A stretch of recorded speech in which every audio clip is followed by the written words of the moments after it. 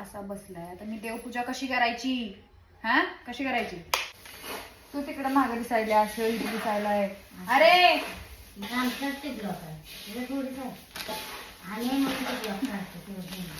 आज मी जे बघितलं ना ते बघून खरंच माझ्या डोळ्यात पाणी आलं आणि तुम्ही बघितलं ना तर तुमच्या पण डोळ्यात 100% पाणी येणार. चला स्टार्टिंग पासून स्टार्ट करू. सकाळी उठल्यावर पहिला दिवाबत्ती करून घेतली. मम्मीने पूजा केली होती. मी फक्त पाया पडले आणि अगरबत्ती लावली. त्याच्यानंतर बाहेर जाऊन मेहंदी बघते तर एवढा भारी आणि एवढा डार्क कलर आलेला ना एकदम मन प्रसन्न झालं. कळत नाही हे मांजरा हे प्लास्टिकच्या पिशवीला एवढे ऑब्जेस्ट का असतात हे बघा.